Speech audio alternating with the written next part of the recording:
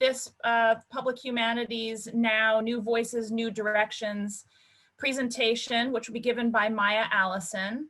I am really pleased to welcome Maya back to Brown for this. I know there are a lot of people who are here today who worked with Maya in the past. I'm Marissa Brown. I'm the Assistant Director for Programs at the John Nicholas Brown Center for Public Humanities and Cultural Heritage. And before I introduce Maya, I wanted to begin today with a land acknowledgement. We would like to acknowledge that our center and the city in which it sits are on the ancestral homelands of the Narragansett and Wampanoag peoples.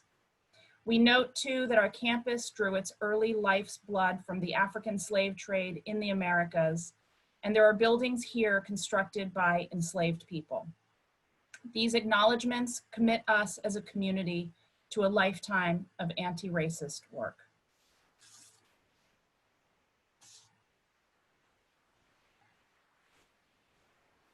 Okay, Maya, I'll give a brief introduction of Maya, and then I will let you know afterwards, before Maya starts, how you can ask questions when Maya is done with her presentation, because we've got probably about half an hour for questions and conversation. Maya Allison is the founding executive director of the NYU Abu Dhabi Art Gallery and chief curator at New York University Abu Dhabi. Before New York University Abu Dhabi, she was curator at the David Winton Bell Gallery at Brown and received her curatorial training as curatorial assistant to Judith Tannenbaum at the RISD Museum.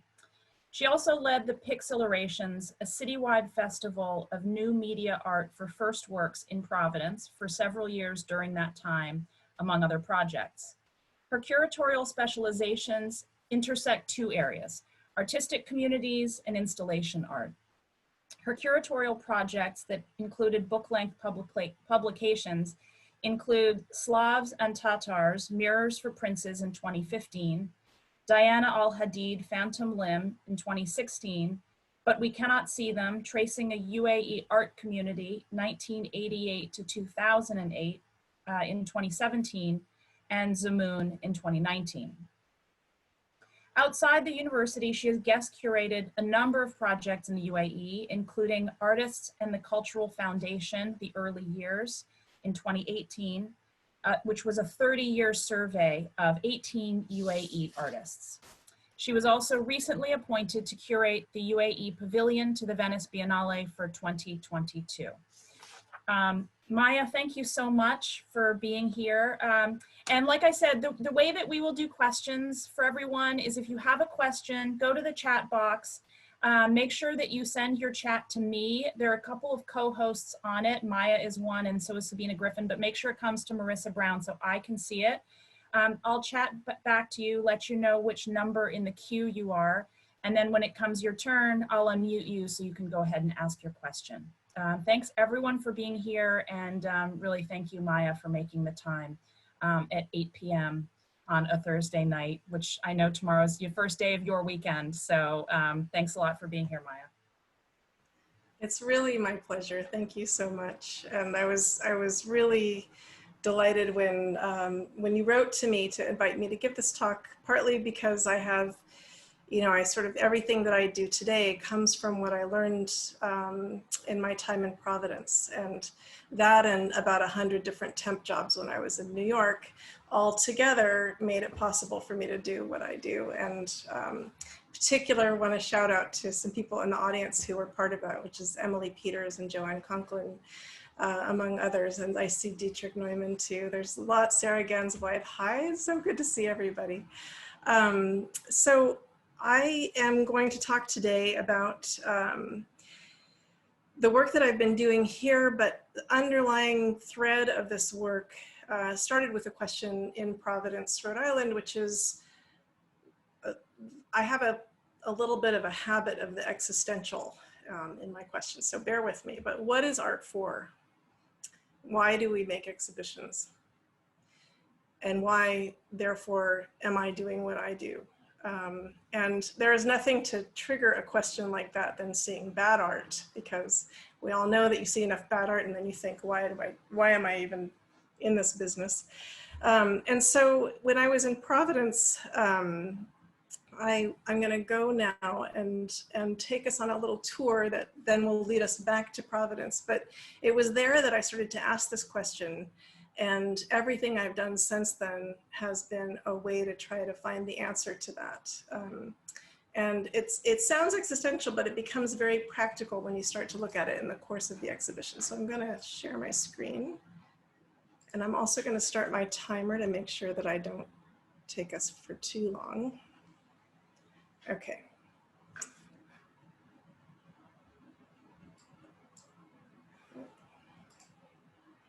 A moment.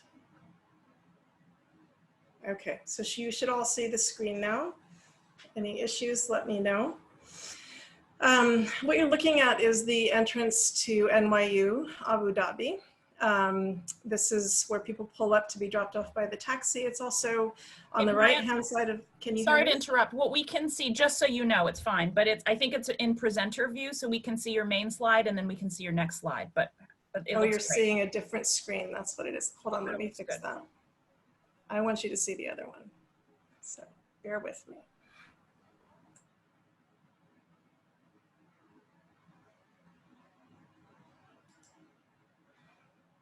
Okay, sorry.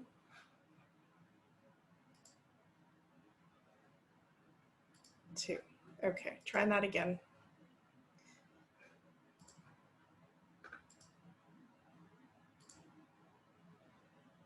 Okay, so now you should just see a single slide.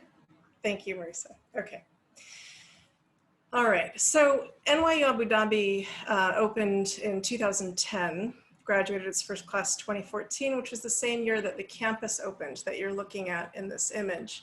It's set up to be sort of like a little city within the island. And one of the things that drew us to NYU Abu Dhabi is that it really was trying a new academic model, which is to bring together students from around the entire world who are extremely competitive. And so we have students from, I think right now, over 120 different countries, and also from every class and social strata. And then the question for me becomes, where do we fit into this incredibly diverse university, and what is the role that we're playing there versus the role that I played as a curator at Brown or at the RISD Museum. On the university campus, we have an amazing arts center who's headed up by my peer, Bill Bragan, who came from the Lincoln Center Out of Doors program. We have our gallery. We have an art program that includes an MFA that's about to launch next year. And the larger regional community is really important to us as well. So we sponsor, or we produce sort of awards for emerging artists, as well as we have an additional gallery space where we show emerging artist work. So that's just the quickest overview. For those of you who wonder, as I did, where Abu Dhabi is, it's about halfway between Vietnam and France. And I say it that way because if you draw a circle with a radius around the center of the screen, you see how many different cultures exist. And converge at this point, which is on the sort of thoroughfare that went between Europe and India, for example. So there's a huge influence. We feel very strong influence, especially between England and India, due to the colonial history there. And then to zoom in just a little bit more, you will see that we're surrounded by Egypt, India, Pakistan, Afghanistan, Iran, Iraq, Jordan, Syria, Lebanon, Israel, Palestine, Turkey, and so on. The shorthand for that is we live in a rough neighborhood. So there's some tension around us. But it's not so much like that here. Where we are on this tiny little tip of the Arabian Peninsula, there are three sort of cultural centers: Sharjah, Dubai, and Abu Dhabi. And I'm going to start, and then within Abu Dhabi, there is Saadiyat Island, which is sort of being developed as a cultural destination. And then within that is where NYU Abu Dhabi is. So this is the plan for the island eventually. That little purple square that you see, or rectangle, is where our campus is. were meant to be part of this fabric of a future urban landscape. And this is what it looked like in 2014 when I opened the gallery. And you can see there's not a whole lot there. We've got the St. Regis, we have a little art exhibition space. They were building the Louvre Abu Dhabi. It wasn't open yet. It didn't open until 2017. And there are plans for other museums as well. And what's going to happen remains to be seen on that front. And this is what my gallery looked like, but the image isn't showing up. Oh, there we go. Just this sort of raw space. Okay, so what am I doing here? And what am I going to do? I have a gallery on a desert island with nobody around me. And why do I think it's a good idea to make exhibitions here, and what am I going to do? So now we travel back in time to RISD, which is where I received my training and where I met many of you. And this building did not exist when I was working there. And at the RISD Museum, it's a, as you know, it's a part of the city. I originally gave this part of this presentation to people who had never been to Providence. So I had to show them how beautiful Providence is. And I want to look at this gallery for a minute and think about what the art here means now versus what it meant when it was made. And then look at some of the other kinds of work that they're showing in the museum. So it's a nice cross section. And then around us in Providence, there was a very active underground scene, which I think is still there and now less underground than it was before. And with Judith Tannenbaum, we worked on this massive exhibition to sort of make visible this underground scene that was there. And so we transformed this space into this space. And what's happening here is two things. One is giving kind of validity and visibility to a community that's very active and very productive. And we can sort of take the context of the museum to give sort of to say this is also art, but also this is art that's worth being in a museum. And the negotiations to convince the artists to show in the museum were not small, because there's a natural great distrust of institutions, and they'd had a very difficult time with museums in the past.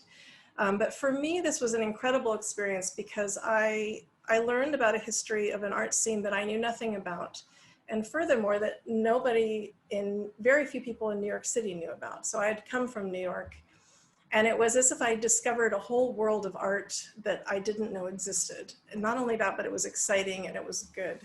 And I think that was where I developed my taste for thinking about artist community and how it gives rise to innovation, and that we have this fantasy of the artist, the solo artist, with their vision from God that makes them make great work. But in fact, art usually comes out of a much messier situation than that. And that the role of community and innovation became one of my main sources of interest. And this ended up driving a lot of my interests after that. And then after that, I had a wonderful period of time that was too short at the David Winton Bell Gallery. And I had been admiring their program for a long time. And I did several exhibitions while I was there, but there was one that I want to draw your attention to, Allison Owen's Divisibility exhibition. So what she's done is she's taken the exterior of the building and continued that pattern on the interior, and then added some decorative elements that are made from the detritus of the daily cleaning by the janitor. So she actually gathers the dust from the space to decorate the space. And I bring this up, I put this in here because in addition to thinking about community, I started to think a lot about how the physical space where art happens, which is especially challenging now because we're looking at art so much on Zoom and virtually. But the immediacy and the physicality of our experience of an artwork started to seem to me like something that matters. When I asked the question, why does art matter? How does art matter? I then came to this kind of working theory, which is that art talks to its environment, It comes to life most vibrantly when it speaks to its audiences in their world, even when helping them imagine foreign worlds. It slightly adjusts how we see our own world, which is what Allison Owen's work does so well. And for audiences, they'll each just experience art differently, and this is a good thing. And they can rediscover their own surroundings through art, whether it's the dust and the textures of the building at the Bell Gallery, or if it's the underground art scene that many people, even in Providence, were not aware was there or didn't know the extent of it. And these two became the most interesting things for me. So then what should the gallery do? And I sort of boil it down to nourish the arts ecosystem in the UAE, serve the educational mission of the university for its student body. And we have this is a 4-year degree granting liberal arts college with science, engineering, humanities, and fine arts, but also contribute to the international art world conversations in line with our identity as a global intellectual hub. This is a tall order when you're starting out on a desert island and nobody knows what you are. Furthermore, the university gallery model is new to the region. So most people thought that we sold student art. So we had a huge lift just to kind of establish our mission in the imagination of the people around us. And we had some stiff competition because in Dubai, for example, the marketing is huge. It's a glitzy city. It's about an hour and a half from us. People only came to Abu Dhabi as like a day trip. And so I'm going to tell you a little bit about the rest of the world around us. Dubai is the most famous city. I think most people here would have heard of it. It has Art Dubai, which had a global art forum, which is sort of a conference before there were other art conferences happening so much here. And then it's sort of seen as the commercial center of the arts in the UAE. So Christie's opened there in 2007. There's Art Dubai Fair, which is a really important fair for sort of mid-career artists and mid-level galleries. And you can actually see, people come from all over the world because this is a fair that shows art, truly an international spectrum of art. It does not look like the Armory. It's its own fair, but you still see stuff that you would see at the Armory. So it's a very exciting mix. And then there's a neighborhood called Al Circal, which is as you can see, kind of a warehouse district that got intentionally converted into an arts district. Now, things here work a little differently than in the US. There's quite a bit of sort of top-down influence of people sort of deciding what a district will be. In this case, actually, there had been a long history of art galleries in this warehouse district in Dubai, but they were always kind of out of the way and hard to get to, and taxis didn't know where they were. And so when several years after I arrived, I moved here in beginning of 2012, the Al Circal district launched, and it's now this super hipster galleries, like organic, raw foods, artisanal espresso, the whole thing, everything that you're used to when you think about, an art scene. And then there's the Jameel Art Center, which has opened very recently, which is also in Dubai. And so they're really quickly becoming a major hub. And I talk about them first simply because they're the most famous city. But the truth is, the beginning of cultural history, or the sort of heart of the cultural activity in the UAE has been in Sharjah, which most people have not heard of unless you've been to the Sharjah Biennial or heard of that. So Sharjah is about half an hour north of Dubai if there's no traffic, 3 hours if there is traffic, because it's very, very congested. Altogether, Dubai is about an hour and a half north of us. So we're a little bit farther apart from them, but I think of it kind of like the New York, Providence, Boston circuit, right? So only we're not New York. We're more like Sacramento. That's how I think of us sometimes. We're like the legal capital of the UAE, but in Abu Dhabi, but Dubai is clearly the financial capital, and many people think of Sharjah as the cultural capital. So Sharjah has, as you can see, this beautiful historic district that's been converted into exhibition spaces, but they kept the footprint of the old Arabic city. And it's It's a really wonderful experience and really admirable in that way. And I took this snapshot of the sort of the marketing for it, Art Destination Sharjah. The Sharjah Art Foundation in particular is well known. It started in, I think, 1990. They started a biennial in 96. And then the foundation has become a kind of collecting organization. It's headed up by Sheikh Ahor Al-Qasimi, who also sits on the board of PS1 MoMA and heads up the biennial association. So it's very connected to the international contemporary art circuit in that way, which is sort of surprising in this quaint old Arab city context. It's quite charming. If you ever visit, this is a must-see. They have a museum of Islamic civilization. There's the Sharjah Art Museum, which has also been around for quite some time. And then they have a place called the Emirates Fine Arts Society, which basically no outsiders visit, but it was founded by artists in 1980. And this is important because there is a perception that there is not art history in the UAE. And what I discovered after I arrived is that there is. Not only is there art history, but it's remarkable. And I'll come back to that. So that's Sharjah. Okay, now Abu Dhabi, Saadiyat Island, the future Guggenheim Abu Dhabi, the future Zayed National Museum, and the Louvre Abu Dhabi, which has now opened in 2017. So I get this question from journalists a lot, which when it was getting ready to open, how do you think that the opening of the Louvre Abu Dhabi will affect the art scene there? And is there an art scene there? And I hear this question and they say, you know, over there, there's this really clear sense of there's an art world that's not here, and then there's here. And this is this mysterious place.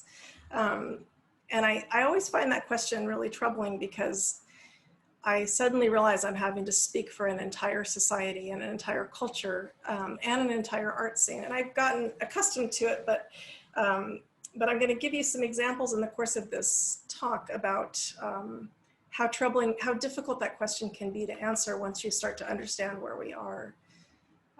Because it might look on the outside like something familiar, but in fact, it's different in a way that's hard to explain.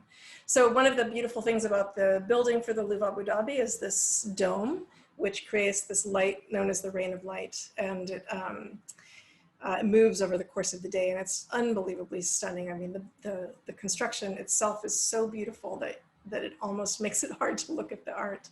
But one of the things that's really important about this building and about this project curatorially is that they rethink the installation of a museum, and instead of going by region and chronology, they go by chronology and interconnection. So they'll put together, you know, images from South America, Europe, and India, and talk about sort of interconnections. And I think the effort is to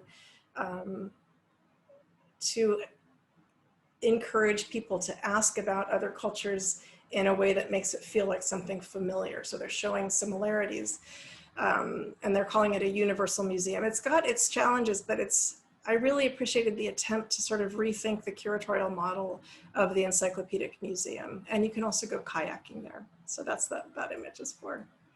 Another place on Saadiyat Island is this Monarat exhibition space, which was there for a long time. When we first opened, this was the only other place showing art within an hour-and-a-half drive. And now we're back to NYU Abu Dhabi. We've looked at this. The art gallery entrance is over here. So the questions I had to ask: who's our audience? What's my curatorial framework? How will we keep it meaningful? And how will we contribute to the greater arts ecosystem? And the answer that I came up with was first to respond to where we are. So I'm going to go really fast now because we have a long ways to go. The first exhibition looks literally at the landscape of Saadiyat Island, but then interrogates the line between nature and culture, including the act of landscaping the desert island, which these photographs show, and thinking about the future museums. So I'm going to, given the time, I want to go forward fairly quickly, but here's an artist who is Emirati. She's done a painting where she's of an old Arabic city that's a familiar neighborhood for her, that's been renamed. And when it was renamed, she felt like her memories had been erased. And so she's erased the city, and all you see is the sky and the yellow ground. And this becomes sort of an abstract work. But there's a lot of tension in the UAE around memory and what is remembered, but everything changing so quickly that people don't recognize where they grew up. Some shots from the opening to give you a feel of the texture here. The next exhibition was Slavs and Tatars, who are a collective who describe themselves as working on the region between the Great Wall of China and the Berlin Wall, otherwise known as Eurasia. And they do really deep cultural sort of history and investigations, and then generate these very complicated exhibitions that are both witty and challenging. And I want to focus on one particular work here to give you a sense of what happens with my audience and how I learned to curate differently as a result of being here. So this is one of the works by Slavs and Tatars. It says, "It is of the utmost importance that we repeat our mistakes as a reminder to future generations of the depths of our stupidity," which is just a wonderful quote. Okay, so I look at this and I think, okay, this is funny, it's witty, it's got these little green neon bars, and there's this kind of like Arabic fabric in the background. Okay, so you look closely, you can see there's something written in Arabic and there's a clear pattern. Naturally, I'm thinking of Dan Flavin. What I later thought about was that the mosques here all use these green tube lights. And so are they referring to Dan Flavin, or are they referring to Islam? Because green is known as the color of it's an important color in Islam.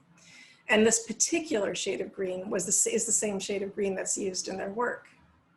The other thing I learned is that the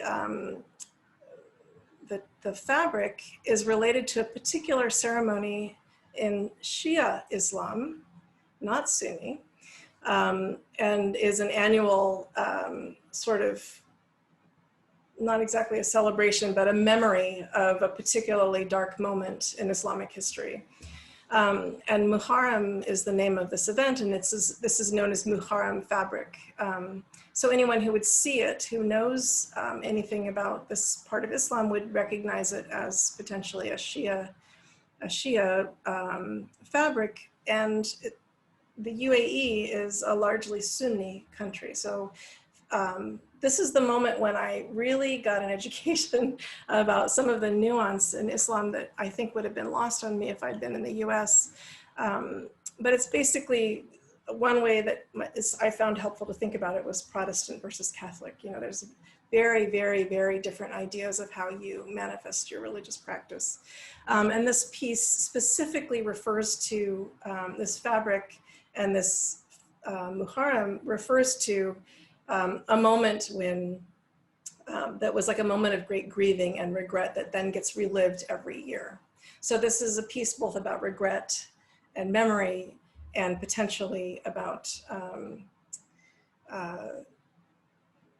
it could be understood to be supporting Shia Islam or to be denouncing it. So this suddenly becomes an incredibly intense and complicated piece to be showing to my public that might be offended by this, and I might not even know, you know, there's this whole question of legibility. And the wonderful thing about Slavs and Tatars is that they're constantly mashing together references, and as a curator, you must proceed with great caution depending on your audience. So this is when I first started to realize how I thought I understood a work, and then I only really began to understand it through the course of the exhibition practice.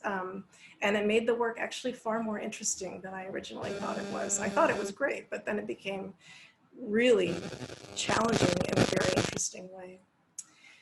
Okay, so then I'm gonna take a look now at the history of the UAE's art scene, because it sets up the next point that I wanna make. So the UAE's art community burst into existence almost immediately after industrialization, and the UAE had gotten to the point where, like, they finally built a road between Abu Dhabi and Dubai, which was just sand before that.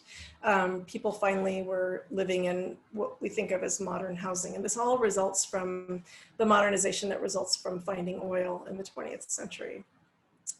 By 1988, there was an active avant-garde, and I did a history tracing that period with a series of in-depth interviews and a lot of original research to tell the story, which a lot of people knew anecdotally, but they got their information incorrect. And it started to drive me crazy. And I thought, surely somebody's going to do an exhibition and finally set the record straight, because they keep getting these guys mixed up. And I realized that I probably just was going to have to do this myself, even though I'm not, I don't speak Arabic. I'm not a historian of the Middle East. But I am somebody who understands artistic community, and I understand undergrounds, thanks to the work that I did when I was in Providence. And I applied essentially the same approach to this method. I got to know the artists and over time learned their history, and then did a sort of formal series of interviews with all of them. Here's an image from, I think roughly 1982 of, you can see the museum, that one of the museums, or near the museum that we were shown images of earlier in Sharjah. This is an installation by Hassan Sharif, who's probably the best known artist out of the UAE.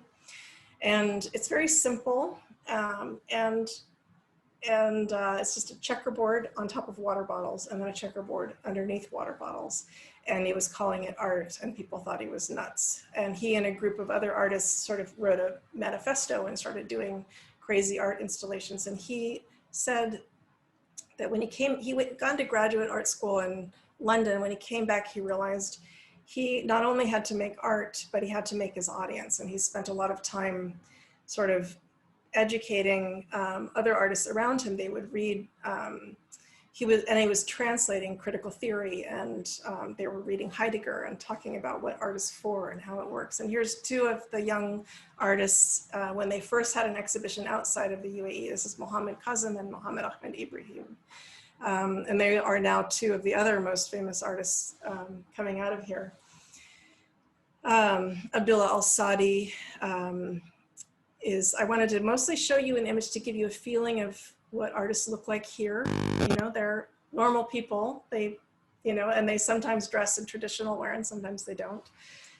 And here he is at the opening of the exhibition, giving a talk about his work. And the piece on the wall behind him is, you see a string supporting a series of objects, and each object is a piece from his life. So there's a painting, that's the first painting he ever made, a fragment of something he got when he was in China, a matchbox.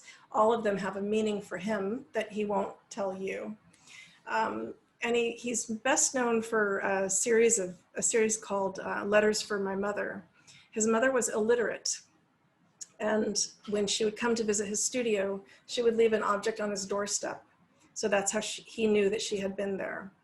And so the letters from his mother are actually a series of objects that he then presents. And in what he's showing you is a portrait of his correspondence with his mother. And so on the one hand, this is avant-garde, right? It's found, it's, there's some Duchamp happening here, but it's also a way of telling a story about something that is completely outside the norm of what we see in art museum practice of this kind. So there are many layers to build here. So this is Hassan Sharif. He passed away in 2016, right before we opened the exhibition. And I want to just read briefly. There are spaces between words. Art is these spaces. It is not the words. Art should be nonsense in order to not use it. If there is meaning, it is not art. It is a cup, which you put in a kitchen and fill with water. If you have money, you can buy it. If you have taste, you can appreciate it, but you must not use it. Art must be without purpose, so you cannot use it. It must be useless in order to be unique. Otherwise, if you make art for using it, then it is not art. This is the art that he made. So you read that, and it's pretty clear what he's talking about, right? So here he's taken garbage and turned it into art. It's useless, it's used. It's beautiful, it's cardboard, it's twine. And there's this piece here that looks like a pile of trash, sort of. It's little pieces of fabric that have been wrapped and tied, and you don't know what's inside them. This is typical for him. He often hides things inside his work. Now, I thought of Felix Gonzalez Torres when I saw this. There's another side to this. So I was giving a tour to an Emirati woman who had with her a much, much older Emirati. I would say she could have been in her 80s. And she was dressed in the very traditional burqa. She had henna dyed fingers. And I was just like so excited that she was in our gallery, but I was also terrified that she was going to be horrified by what I'm showing as Emirati art. And she sees this piece and she just gasps. And I was like, oh no, here we go, I'm in trouble. And she says, he understands the beauty of the Bedouin way. And I was like, huh? What? And they explained to me that these packages are what the women would do to carry things. So they would tie something up in the garment that they're wearing, but also the Bedouins, the way she explained it, they save everything. They don't throw anything away. And so for her, she sees his work as directly related to her heritage, even though he was constantly criticized for not expressing his Arabic heritage or his Iranian heritage, actually. So in fact, although there's a Felix Gonzalez Torres reference also there, he is actually in dialogue with this scene, which is now sort of being performed as Arabic Emirati heritage, but in fact is much more complicated than this kind of generic image that we get. And so I think that moment was really important for me because it helped me think about not only his point about what art is for, and that was really helpful for me because it helped answer one of my questions. It's for nothing. That's what art is for, and that's okay. That's actually the point.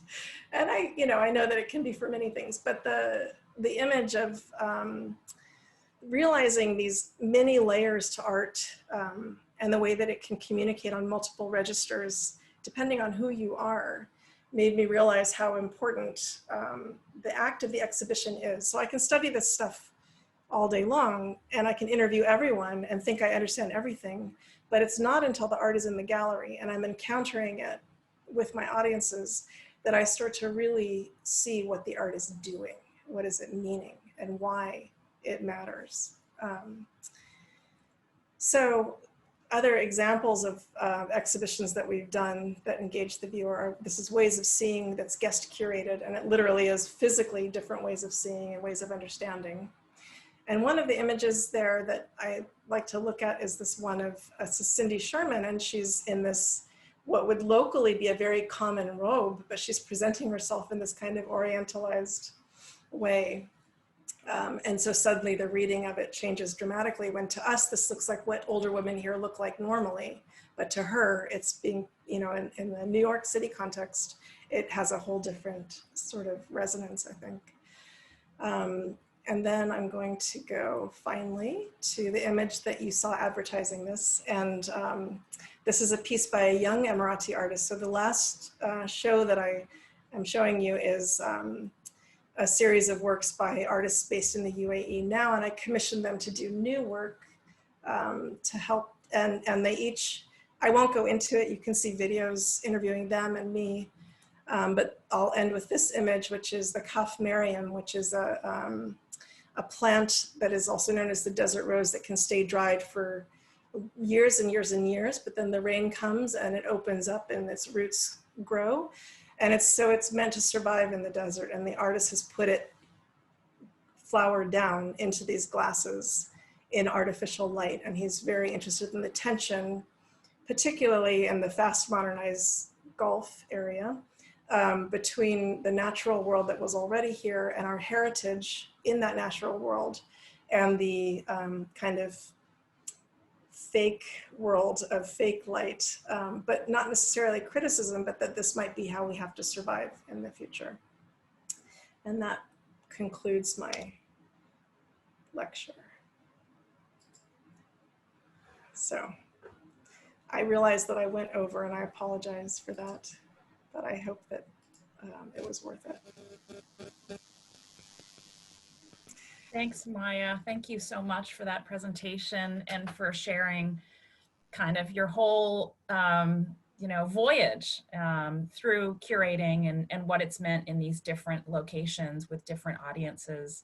And we were very excited we'll all be watching for 2022. And if you're ever in Providence, let us know, because I'm sure a lot of people here would love to get coffee with you. I can't tell you how badly I want to come back there right now. with the pandemic, I barely left my house for 6 months. And usually in the summer, I come back and visit everyone. I'm going to put the art gallery link in here, because if you go to that link and you click on the exhibition history and you go to But We Cannot See Them, you can actually read my whole essay about the history of the avant-garde here. It's right there online, and I'm always excited for people to learn about it, just because I think I never see this side of the UAE's art history reflected in international conversations, and so I'm always trying to get the word out about it. But any other questions before we go? Thank you. So nice to see your faces. Thank you for coming, Joanne.